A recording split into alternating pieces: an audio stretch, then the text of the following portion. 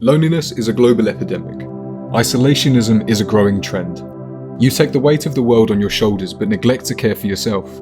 You spend most of your waking hours afraid, scared by the possibility of wars, riots, nuclear attacks, or worse. The same organisations responsible for broadcasting news profit from your terror.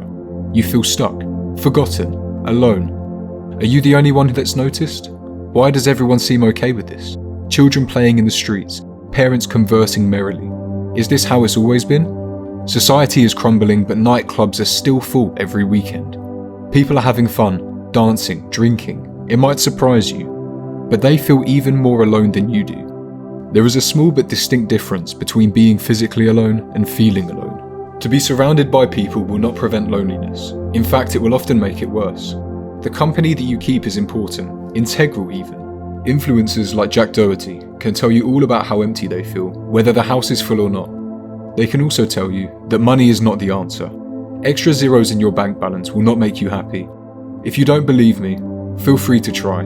You can't buy happiness, but you can certainly buy distractions. You still work at the same dead-end job that you promised yourself you would quit 3 years ago. You always keep your promises but break every deal that you make with yourself. If I buy this cupcake, I'll go to the gym and eat it afterwards as a reward. This sentence is extremely flawed, not to mention the fact that you will absolutely eat it without having stepped foot in the gym. You're immediately gaining back the calories that you just burned. You may as well have not bothered. You aren't taking this seriously. How much more could you achieve and how much happier could you feel if you just thought about your actions a little more? Which people would you spend more time with? Who would you stop spending time with? Do you have relationships with good people? Are you a good person? There is an old parable. Inside everyone is two dogs. One inherently good, the other inherently bad. Your actions depend on which dog that you feed. Continue to feed the bad dog, spend your time in solitude, fail to learn or grow, and you're probably going to feel alone. Go outside and talk to people. Have meaningful discussions, compliment things you like, and stand straight with your shoulders back. Embrace things that are difficult. Homer Simpson might say, if it's not easy, it's not worth doing. But do you really want to take advice from an inattentive, overweight, alcoholic cartoon character? To do things because they are hard, not because they are easy, is a stoic trait. This does not mean that you have to accelerate global warming and bring the temperature of the Pacific Ocean to 100 degrees just so you can boil an egg for your breakfast. For one, that would be absurdly selfish, irresponsible, and inefficient. If you are prepared to go to all that effort just for a high-protein breakfast, consider boiling an egg the old-fashioned way, in a pot of water. Throw away your high-sugar cereals and breakfast bars. If you don't eat breakfast, then try eating bacon and eggs every morning for 30 days and see what happens to your energy levels. Today, most of us are fortunate enough to have access to plentiful food and drink. We're spoiled for choice. Up until recent years, families would dine together, talk about the day they've had, enjoy quality time and share discourse. Friends would go out for dinner, forget about the world and put it to rights. Today, a lot of people can't even eat a meal without watching a YouTube video, a TV show, or scrolling social media.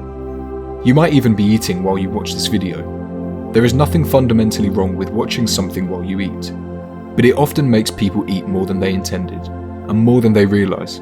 How much quality time do you spend with your loved ones without using your phone, without watching TV or listening to music? How often do you just talk to them? Go for a walk, or sit and watch the world go by, even while you walk your dogs or go to the shops. Life is a beautiful thing. You aren't supposed to live it alone. The cure to your loneliness sounds simple, but it isn't. And I won't insult you by pretending that it is as simple as it sounds. You have to develop meaningful relationships with people that you care about and have mutual appreciation of. Spend time with them. Nurture your relationships, treat yourself with the same respect that you show them. Be your own harshest critic. Be tough but fair to yourself and those in your circles. Build a group that holds each other to the highest possible standards. Grow and learn together. Remember that being alone and feeling lonely are not the same thing. You don't have to be constantly surrounded by people to live a life worth living. Spending time alone with your own thoughts is also useful and important. For almost a year, I took daily cold showers and used a public sauna after every gym session. I often tell people that using a sauna was a great way to get comfortable talking to strangers, to learn new things from them and converse with people that I saw regularly. What I don't often say is that even the times I would be in there alone were extremely beneficial. The physical health benefits are talked about in every corner of the internet, but people rarely talk about the mental benefit. To learn to be comfortable while in such an uncomfortable heat, to teach your mind that fear is not always equal to danger, to enjoy the relaxation and tension release of your muscles and actually enjoy your own company. Do you enjoy your own company? Do you respect yourself? Could you feel less alone if you gave every fibre of your being to become somebody that you could be proud of? To transform your life so much, so quickly, that you begin to envy your own life, your own success. To forget the struggle of yesterday and replace them with the struggles of today. But this time, you know that you have what it takes to overcome anything that comes your way. You know what it means to be underwater without losing control. You've held your breath before, and you can do it again. Like the billionaire CEOs of the world, you understand that a high-stakes decision doesn't always have to be high stress. And in the times that you are stressed, you have the relationships and the means to calm yourself. None of this is easy to implement. You cannot change your life overnight, and not without a large amount of hard work. Your mindset and your habits need to change. Maybe a lot, or maybe just a little. That is something that you need to ask yourself. Be honest with where you are, and how you can best get where you want to be. Negotiate with yourself what you are willing to do, to make promises that you know how to keep. Start small and let the good habits compound. Before you clean your entire home, focus on one room, one section of a room, even just one drawer, and make it as beautiful as you possibly can. Make your bed every morning when you wake up, and get out of bed as soon as you wake up without going back until it's time to sleep. A bed is for sleeping, and you are only confusing your body by staying awake in the same place that you're supposed to sleep. Keep your phone away from your bed, so you're forced to actively get up and go to get it before you can use it. A great way to feel alone is to doom scroll social media before you've even rolled out of bed. If you have the space for it, you should have a different place to sleep, eat, use entertainment, work and prepare food. If you feel like you don't have enough space to separate utility from pleasure, consider how little space this can actually take up. Just a chair that you move to different corners of the room or sitting on the other side of a table. If you prepare food and eat it in different places, it will help to discourage overeating. You can portion what is enough and avoid snacking out of boredom. How often do you eat because you are bored instead of because you are hungry? There is an easy way to differentiate between the two. What are you hungry for? Are you hungry for a biscuit? A chocolate bar? Or are you so hungry that you feel like you could eat 5 kilos of lamb?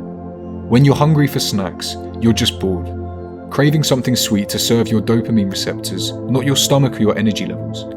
Eating 3 balanced meals daily and 1 or 2 servings of fruit should be plenty. You don't have to completely exclude sugar or snacks from your diet. All that's necessary is to be mindful of what you eat. Obesity is a growing problem, no pun intended. It is also an excellent way to isolate yourself, to create a mental barrier between you and everyone around you.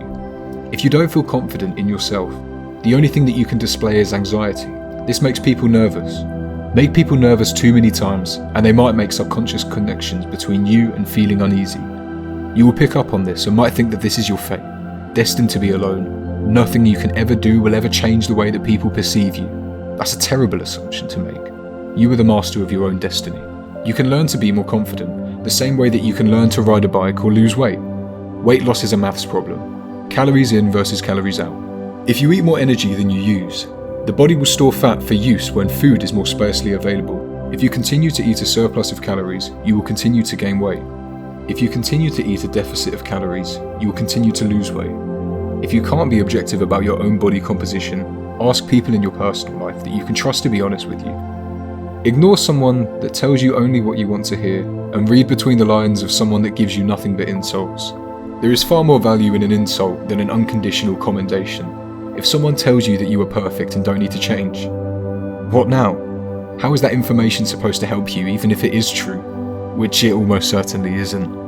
On the other hand, if someone tells you that you're so fat you have your own gravitational pull, maybe, just maybe, you could do with losing a little weight. A good group of friends can act as the perfect scale to keep you grounded, whilst also pointing out where you need to improve. Pay attention to and read between the lines of the jokes that they make. Are you overly egotistical?